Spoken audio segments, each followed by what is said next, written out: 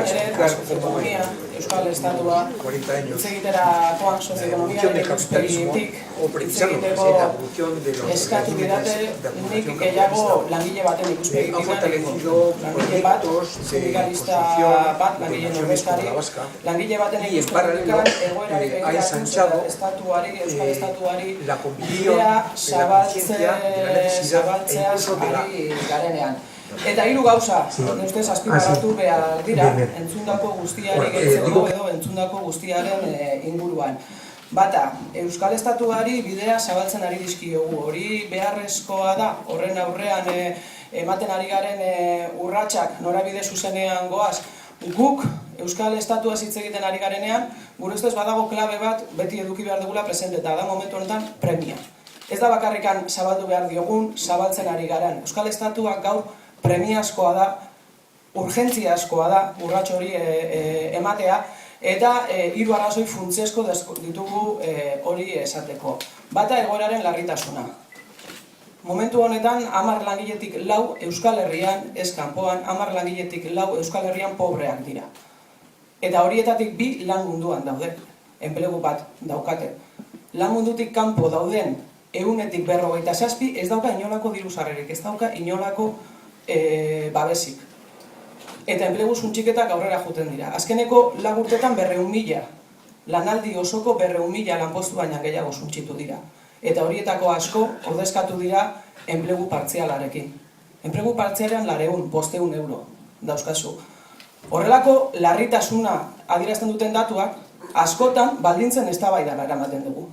Euskal Estatu bat sortzeko baldintzak hobeak dira, baldintza nahikoak dira, nun ditugu baldintza hobeak ez. Errealitate hori da, daukagun benetako arrazoia, arrazoirik indartsuena Euskal Estatu bat eratzeko, gaurko egoerari buelta emango dion proiektu estrategiko batean indar gehiago jartzeko. Hori gure egoerari begiratuz gero, baina Euskal Herriari begiratuz gero, egoera ez da askoz hobea. Ikusten ari gara momentu erabakigarriak bizitzen ari garela, eta urte hauetan gertatzen denak definituko duela neurri handi batean etorkizuna nolakoa izaten den. Orain gutxi, Fagor, eta guztian ahotan bolo-bolo. Egondu da Fagor, baina Fagor kateluzean beste bat gehiago da. Fagor baina lehenago asko erori dira eta Fagor eta gero asko eroriko dira. Eta zein da plana? Ez daukagu planik. Lehengo egunean batek esaten zuen eta behin eta berriro esaten du. Nos dedicamos a ir de funeral en funeral. Efectivamente, zein da plana? Milaka lanpostu suntsituko dira datozen hilabeteetan. Fagorren atzetikan, Fagorri lotutako milaka lanpostu daudelako. Eta zein da plana?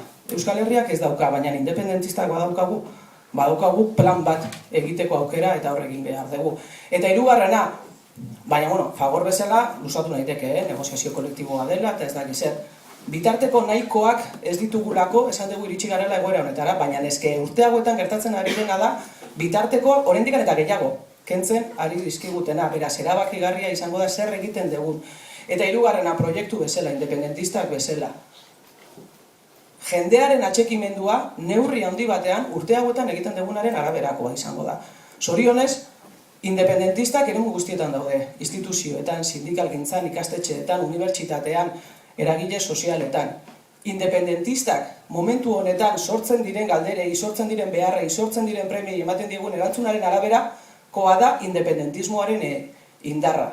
Beraz, premia badaukagu estatuari ateak zabaltzeko, baina nare gehiago. Ateak zabalduko dituen bidean momentu honetan urrats berriak eta urrats sendoak emateko. Bigarren aukera, premia bai, baina aukera ere bai. Guk askotan esan dugu alternatiba estrategikoa daukagula, beste asko esan ez dezaketena. Gure alternatiba estrategikoa estatu propio bat. Eratzea, ez naiz luzatuko, hor egin direlako interbentzio gehiago. Estatu propio bat, beti ere, ezaugarri berezi batzuk dituena. Gure ustez, ekonomia planifikatuko dula lurralde osoan. Lurralde batasuna ziurtatuz, baina ekonomiaren gaineko kontrola ere ziurtatuz estatu ikuspegi batetikan.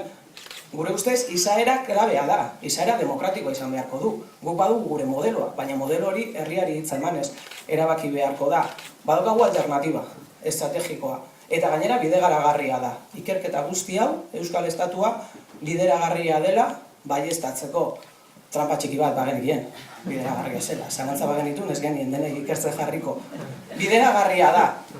Baina zerbait entzun badegu, hitzaldi guzti hauetan, Da afera, Euskal Estatua ekarriko duen afera, ez dela ekonomikoa. Klabea borondate politikoa dela.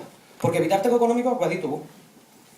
Eta bestelako bitartekoa sortzeko gaitasuna ere, borondate politikoa da afera. Badago gehiengo bat, badago borondate politiko majoritario bat, badago boterea herriaren esku jartzea, ekarriko duen borondate sendo bat, eta hori badago Euskal Etatsuari bidea zabaldu zaio, ateak zabaldu zaizkio, parez pare. Erabakigarri egin dugu. Borondatea sortzea gure esku daukagu.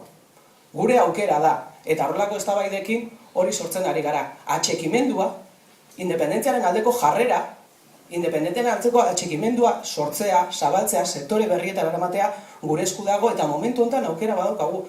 Baditugulako horrelako eztabaida. Askotan esan izan da, Rajoy edo Madrideko gobernua es una máquina de independentistas. Es mentira, es una máquina de generar pobreza. Es una máquina de generar indignación. Independentistak sortzen dituena, estrategia independentista da. Inorrek ez du ziurtatzen, berezkoa denik momentu honetan independentziaren aldeko grina indartzea, askok estatua auzitan jartzea, erabaki dute, egoera honen gainean. Guk aukera daukagu, eta horrelako urratsak emanez gero, borondate hori zabaltzeko bitartekoak eta bideak jarri gero guk uste dugu sekulako urratsa emango genuela.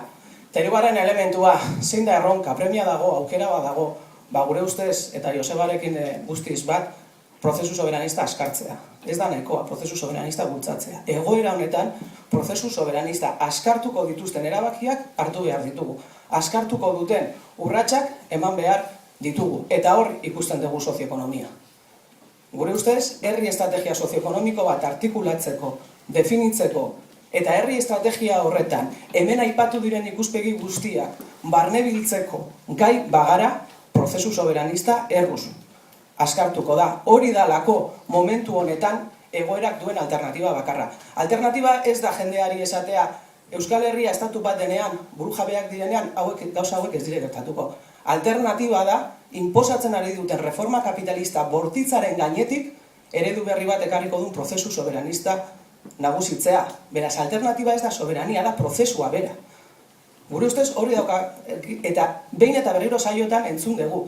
Eta hori gure esku dago. Erabakiak hartzea gure esku dago. Beste gauza bada respetatuko dituzten edo ez, baina erabakiak hartzeko aukera inorrek ezin digu ukatu. Eta erabakiak hartzen dira horrelako ekimenetan aurre eginez. Beraz, herri estrategia bat, eremu sozioekonomikoan batez ere, hemen bota diran elementu guztia barnebiltzeko gaitasunarekin eta ambizio hegemoniko bat. Ez dezagun eztabaida hemen utzi. Eztabaida hau sektore berrietara zabaldu behar dugu. Momentu honetan estatugintza, estatu bat burujabetza izatea, sektore askotan egin behar den, egin daiteken eztabaida da. Hemen bideragarria den edo ez aztertu dugu ariketa honekin. Ez? Badago, nola emango diogu segida? Eztabaida hau, zergatik ez dugu enpresarioekin egiten. Guk ziur gaude, enpresario askorentzat, beste bide bat egitea aukera bat esan daitekela. Baina hori gure iritzia da. Badago hori, kostatatzea, badago horren gainean eztabaida egitea, ambizio hegemonikoa izatea horrek eskatzen du. Etxetik ateratzea eta jende gehiagoren gara jotzea eta eztabaidatzea. Beraz, nire aldetikan eta araben aldetikan bukatzeko bi deialdi egingo dizkizuegu. Bata, ikertzen eta aztertzen jarraitzea.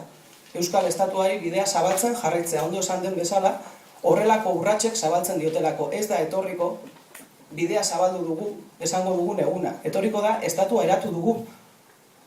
Esango dugun eguna, baina zabaltzen bagaude ja, zabaltzen. Eta gero hituak egongo dira, mugarriak egongo dira, baina eguneroko lanak zabaltzen du. Eguneroko lan horretan, ezinbestekoa da ikertzea, da aztertzea eta eztabaidatzea. Batetik horrela ekarriko ditugulako asko, jendea ekartzeko da beharrezkoa, baina bestetikan ere egiteko, independentziaren bidea egiteko alternatiba guzti hauek izango direlako prozesu egiten duena. Eta bigarrena, adostu dezagun behingoz agenda propio bat, independentisten agenda propio bat, hori dalako egin dezakegun momentu honetan burujabetza ariketarik nagusiena. Agenda propioa, gurea, independentistak bezala, burujabetza prozesua indartzeko. Burujabetza prozesuan hemen bota diren alternatiba guztiak osagarri egiteko. Alternatiba horien gainean, ze urrats eman dezakegun eztabaidatzeko, agenda adostu bat instituzioetatik, herrietatik, herri mugimenduetatik, sindikalgintzatik, norabide berdinean lan eginez gure indarrak ondokoarekin biderkatzeko. Ez da beharrezkoa eta gainera kaltegarria da guztiak berdina egitea.